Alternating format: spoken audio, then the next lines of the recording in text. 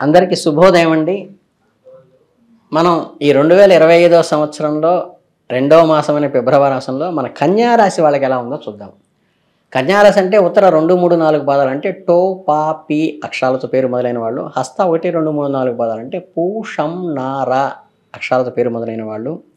చిత్త 1, 2 పాదాలు పే, పోతో పేరు మొదలైన వాళ్ళు ఈ కన్యా రాశి కిందకి వస్తారు.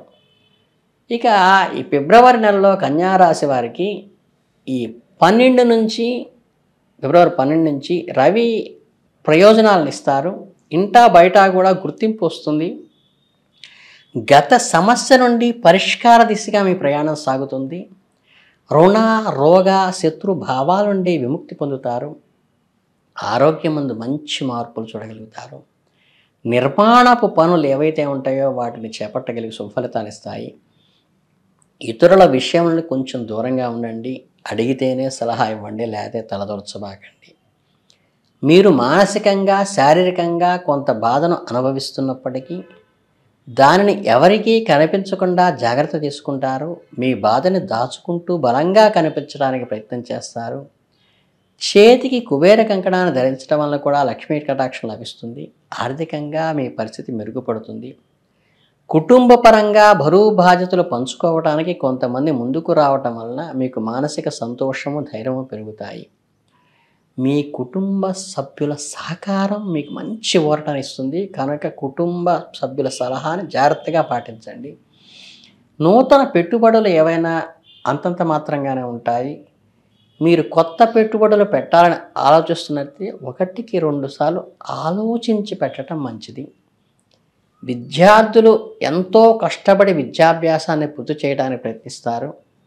మంచి మార్కుల కోసం ఎంతో శ్రమిస్తారు. మీ కష్టానికి తగిన ఫలితం దక్కుతుంది. పెద్ద కళాశాలలో సీటు కోసం చేసే ప్రయత్నాలు నెరవేరుతాయి. మీరు ఉన్నత విద్యను అభ్యసించడానికి మంచి అవకాశం లభిస్తుంది. ఇకపోతే ఈ కళా సాంస్కృతిక రంగాల్లో ఉన్న వారికి అనుకూలవంతంగా ఉంటుంది.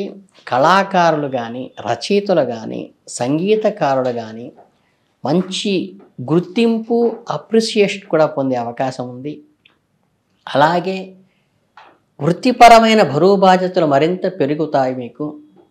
మీరు మీ ఉద్యోగంలో లేదా వ్యాపారంలో ఎక్కువ బాధ్యతలు అంటే అడిషనల్ ఛార్జెస్ కూడా తీసుకోవాల్సిన పరిస్థితి వస్తుంది. కొంతమంది విషయంలో మీరు రాయబారాలు కూడా చేయాల్సి ఉంటుంది. ఇతరుల మధ్య ఉన్న సమస్యలను పరిష్కరించడానికి మీరు మధ్యవర్తిత్వం వహిస్తారు. వివాహ ప్రయత్నాలు అనుకూలిస్తాయి. మీరు మీ వివాహం చేసుకోనివారట్లయితే దానికి చేసే ప్రయత్నాలు ఖచ్చితంగా ఈ మాసం పురోభివృద్ధిలోకి వెళ్తాయి. ఇక ఈ పౌర్ణమి తర్వాత నూతన శుభకార్యాలకు సంబంధించిన ప్రస్తావన మొదలవుతుంది.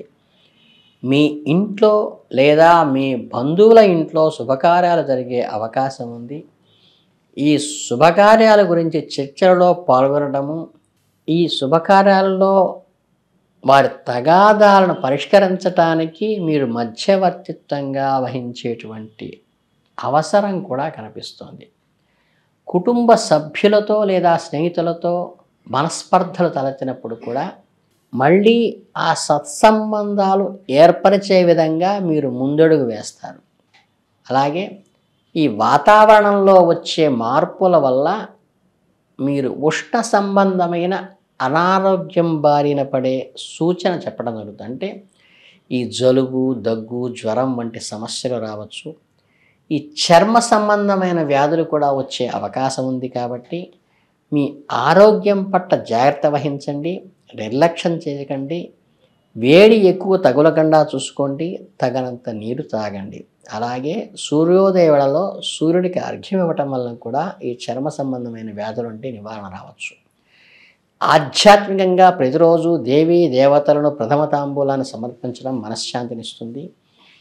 ఆరోగ్య సమస్యల నుండి కూడా ఉపనయనం పొందుతారు. రాజకీయాల్లో ఉన్నవారికి మీరు పరిచయం పెంచుకుంటారు. అలాగే మీ సమస్యలను వారి దృష్టికి తీసుకొస్తారు. ఏదైతే మీకు ఇన్నాళ్ళ నుంచి పెండింగ్లో ఉన్నదో వాటి నుంచి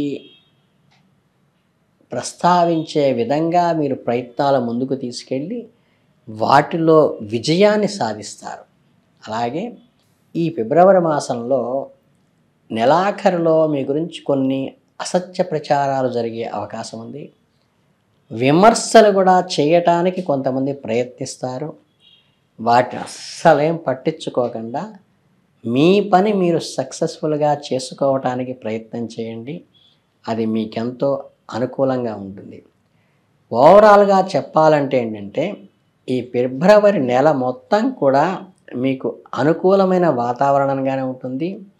మధ్యవర్తిత్వం వహించి వివాదాస్పద విషయాల్లో మీరు సమర్థించడం కానీ, లేదా వివాహ సంబంధ విషయాల్లో కూడా మీరు అనుకూలంగా చూడటం వల్ల మీకు ముందుకు వెళ్ళేటువంటి అవకాశం ఉంటుంది. అలాగే ప్రజలలో గౌరవం మర్యాదలు కూడా పెంపొందే అవకాశం ఉన్నది. కాబట్టి మీరు జాగ్రత్తగా ఈ మాసం అంతా కూడా చక్కగా దేవీ దేవతలను ఆరాధన చేసుకుంటూ ముందుకు వెళ్ళటం వల్ల మీకు అనుకూల ఫలితాలు ఇచ్చేటువంటి అవకాశం ఉంది. అలాగే నెలాఖరులో గురించి కొన్ని అసత్య ప్రచారాలు ఏవైతే వస్తాయో వాటి నుంచి మీరు కొద్దిగా ముందుకు వెళ్ళటం వల్ల కూడా మీకు అనుకూల ఫలితాలే వస్తాయి, లాభాలు కూడా వస్తాయి. అలాగే స్థిర ఆస్తి పెట్టుబడులు పెట్టుకోవాలని ఆలోచించినట్లయితే మంచి సమయం కనుక మీరు కొద్దిగా అనుభవస్తులైన వారి సలహాలు తీసుకొని వాళ్ళని తగు జాగ్రత్తలు తీసుకోవటం ద్వారా కూడా పెట్టుబడులు కూడా మీకు అనుకూలమైనటువంటి ఫలితాలనే ఇస్తాయి. కనుక ఏంటంటే ఇంకా మాట్లాడాలంటే ముఖ్యంగా ఈ తల్లి తరపున బంధువులతో మాట్లాడేటప్పుడు మీరు సంయమనంతో వ్యవహరించడం మంచిది. వారితో వాదనలు కానీ గొడవలు కానీ దిగకుండా ఉండటం మంచిది. ఓర్పు ప్రశాంతతతో వ్యవహరిస్తే మీ బంధాలు బలపడతాయి. ఆధ్యాత్మికంగా పసుపుతో గౌరీదేవి అమ్మవారి నక్షత్రం జరపటం వల్ల అర్చన చేయటం వల్ల కూడా మనశ్శాంతి లభిస్తుంది. కనుక ఈ రకమైనటువంటి ఈ చిన్న చిన్న పరిహారాలు చేసుకుంటూ ఉన్నట్లయితే మీకు ఈ మాసం అంతా కూడా అత్యద్భుతమైన ఫలితాలను ఇస్తుంది. మీ ప్రణాళికలు కూడా అనుకున్న విధంగా జరుగుతాయి. కాబట్టి నూతన విద్యావకాశాలు వస్తాయి, కొత్త వ్యాపారాభివృద్ధి వస్తుంది. మీరు అందరిలో మధ్యవర్తిత్వంగా ఉంటారు, తలలో నాలుగుగా వ్యవహరిస్తారు. కాబట్టి ఓవరాల్గా చెప్పాలంటే ఈ మాసం అంతా కూడా మీకు చాలా దిగ్విజయంగా కలుగుతుంది. కాబట్టి మీ అందరికీ నేను శుభాభినందనలు తెలియజేసుకుంటూ మీ అందరికీ ధన్యవాదాలు.